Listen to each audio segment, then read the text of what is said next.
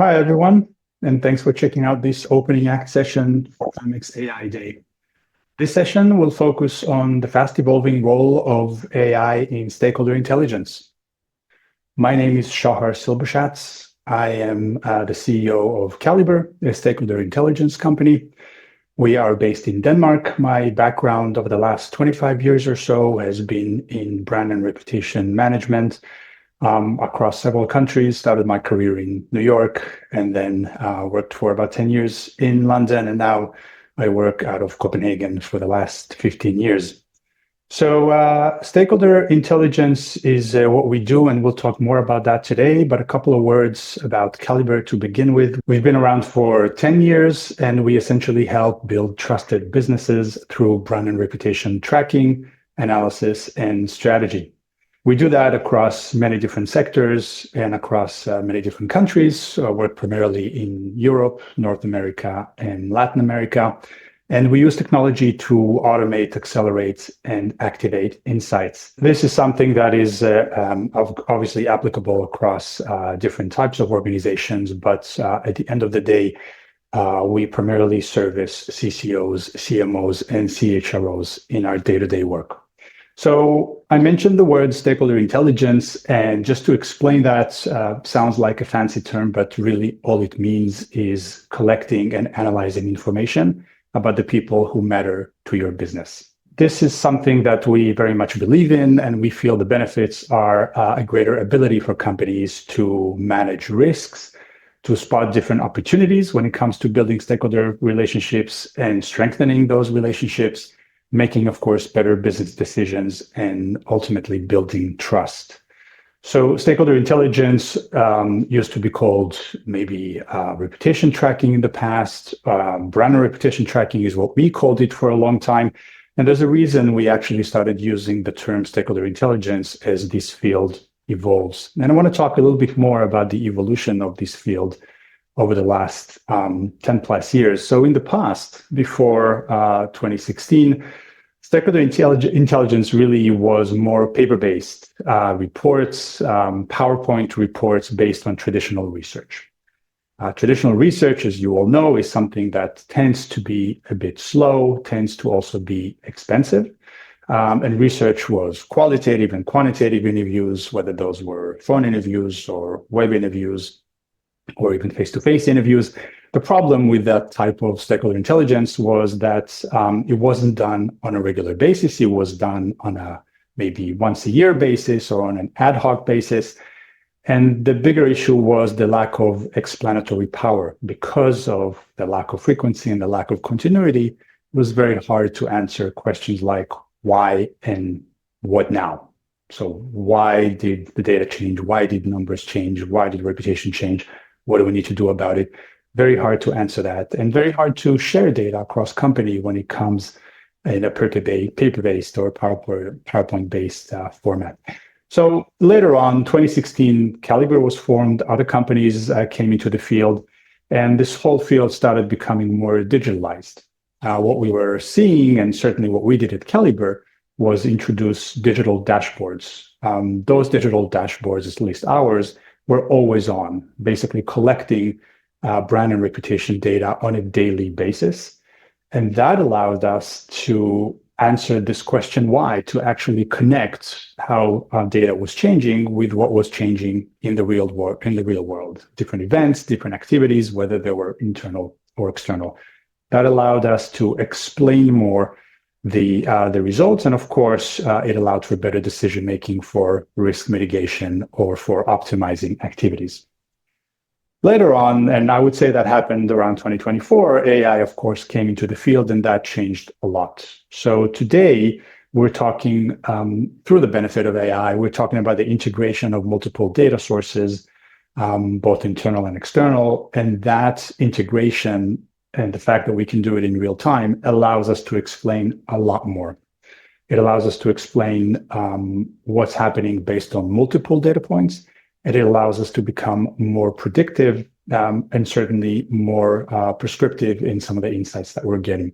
So the field has changed a lot, and this is also why we're looking at intelligence integrated intelligence rather than just the traditional way of referring to reputation research, for example. So over the years, there's been a lot of changes in addition to the change of technology. There's also been the change of going from single stakeholder to multi-stakeholder. When we started doing this back in the day, when I started my career, most of the reputation tracking setups were focused on customers. Unfortunately, still today, most companies are very much single stakeholder focused. They are very much laser focused on their customers, sometimes also on their employees. But gradually this is changing, and more companies are looking at a multi-stakeholder environment, understanding the impact that other stakeholders have on their business. We've also seen a change from data that is more backward looking, and this is what I explained before, when those studies were done on an annual basis or ad hoc basis, usually looking backwards and trying to understand the past. More and more, certainly in our case, we're looking at the present and the future, so becoming a lot more present and a lot more forward-looking in terms of the data that we use. Most importantly, though, I would say the change has been from just having data that we can look at the data that we can do something with. A lot of the tracking setups in the past were very much around vanity KPIs and metrics that you can report rather than use for decision-making. Now, because the explanatory power is much higher, more and more companies are using reputation data and stakeholder intelligence to actually make decisions and take actions, which means this data is a lot more useful. So AI has come into the field and, of course, making all of this more scalable and speeding all of this up. And when we think about AI, we sometimes think about it as amplified intelligence rather than artificial intelligence. And I explain more what I mean by that. But there are three main things that we are doing today at Caliber with AI, and three things that we believe are revolutionizing the way stakeholder intelligence takes place. So the first thing is deeper analysis. Of course, we can spot patterns a lot more easily than before. We can connect dots. This is something we do through an AI assistant that we put in our product. And that assistant has a lot of analytical capabilities when it comes to integrating different data streams. Broader reach, amplifying real data with synthetic data. There's a lot of talk today about synthetic audiences, and we'll talk about that as well. But that is very much in our case about amplifying real data. And of course, tracking AI itself, also something that is talked about, AI as a stakeholder.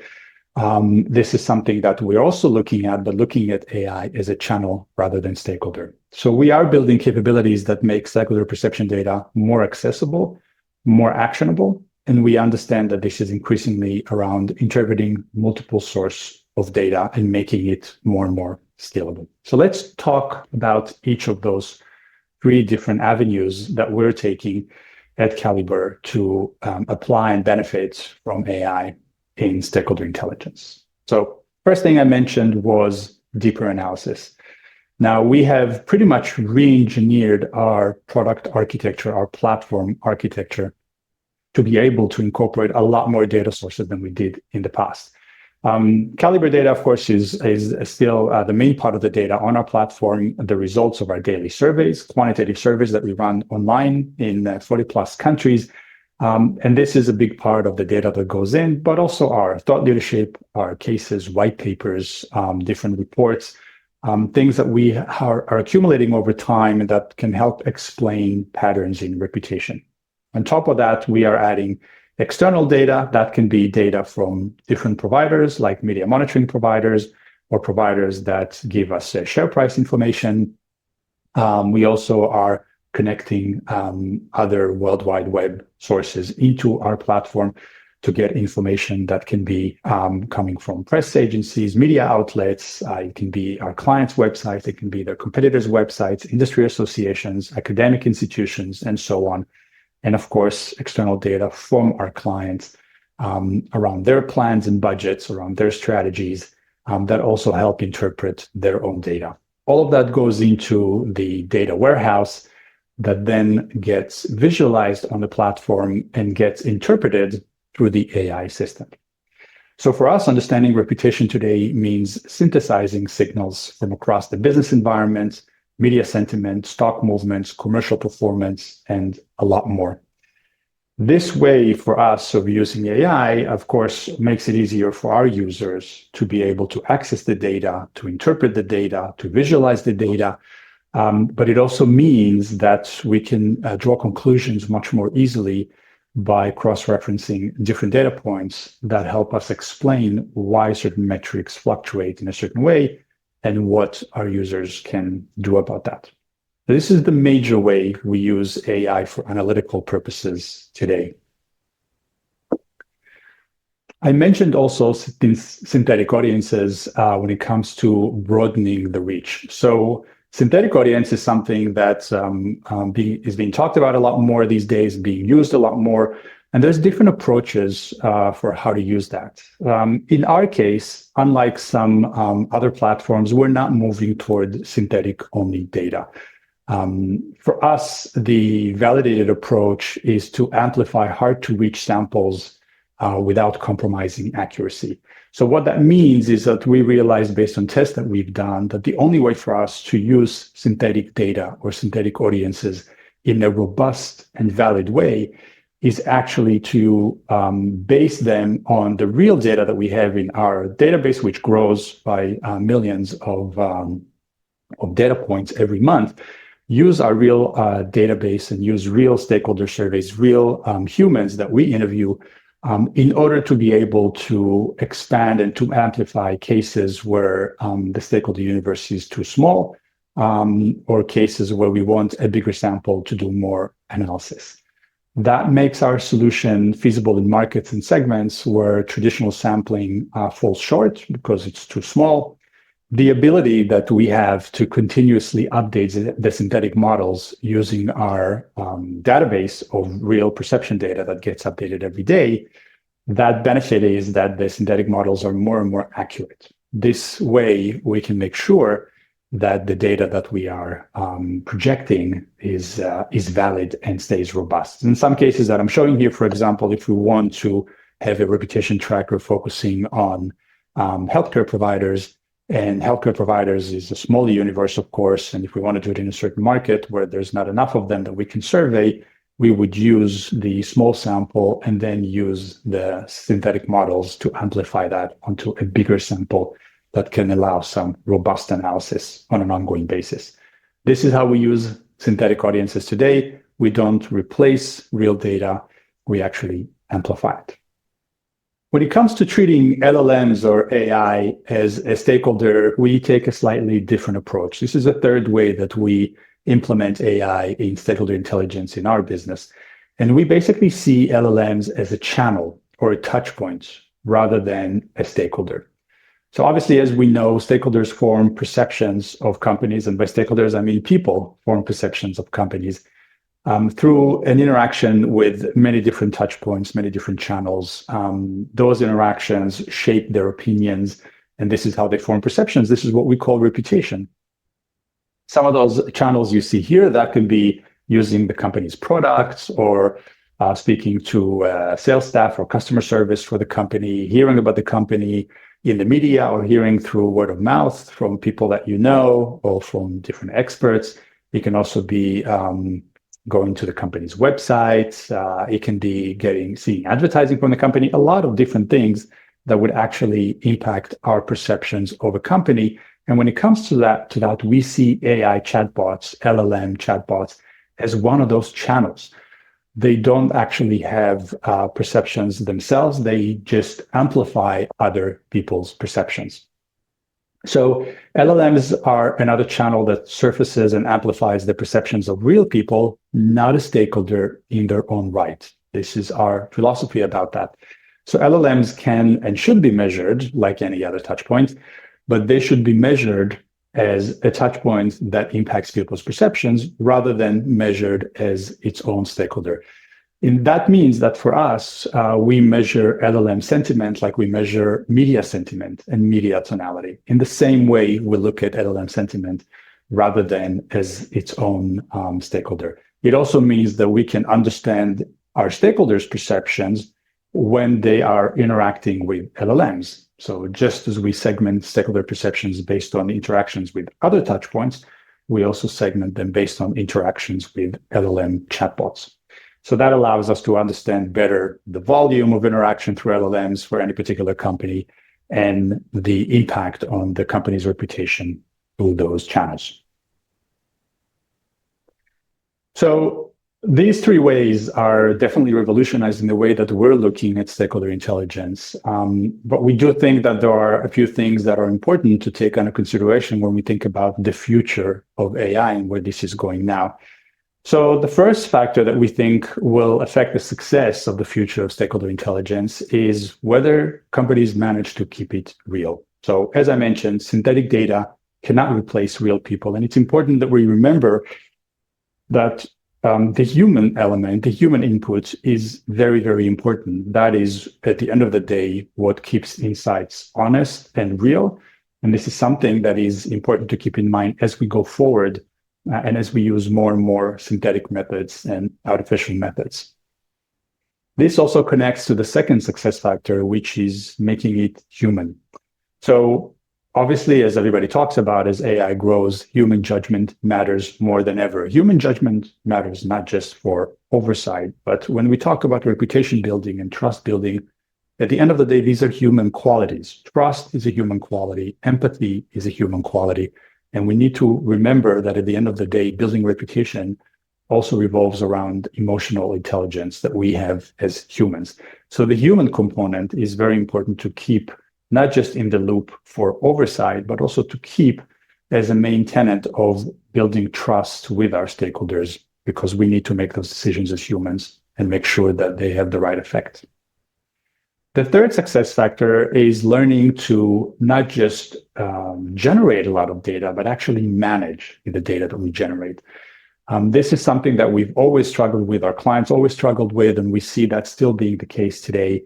We're getting a lot more data today. We're drowning in data and we're getting help in analyzing the data, but we still need to create the culture and the competencies, both in senior management and in the communication teams, when it comes to using data to make decisions. So the idea is that we as teams, as communicators, need to make sure we build data fluency across the teams, and we need to build data fluency across the business to make sure that people know how to use the data to make decisions and feel comfortable with making decisions based on data.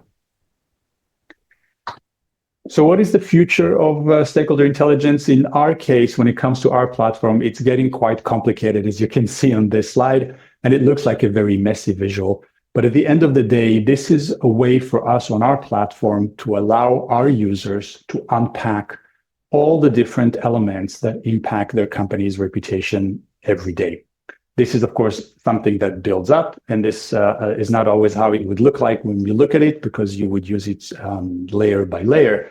But what you see here is the bubbles. Each bubble represents a media story that comes into the platform through an integration of a media monitoring service. Each bubble can be rolled over where you can see the story and click on the story's link. And the bubble's position and size represents the negativity or positivity of the story.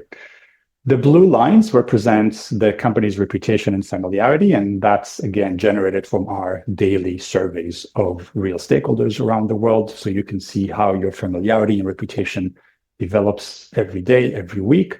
Then you have the dotted line, which represents the media tonality, the net tonality.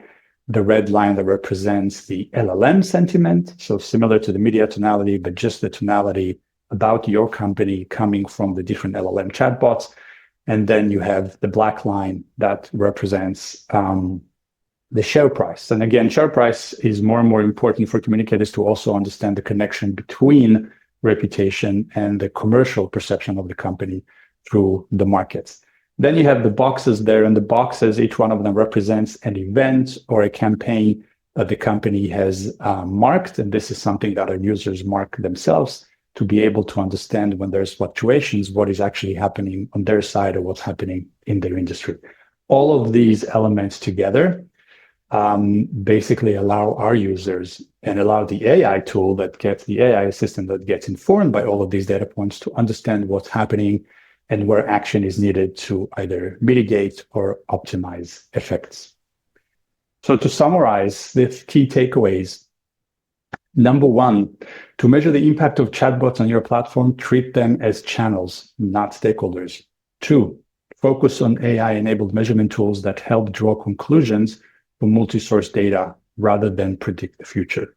As we said, the most powerful ability that AI tools have today when it comes to stakeholder intelligence is helping you integrate multiple data points, analyze them, and draw conclusions.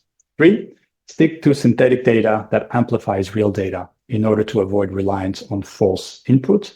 As we said, don't use synthetic data on its own, and don't overuse synthetic data so that you start losing the validity and robustness.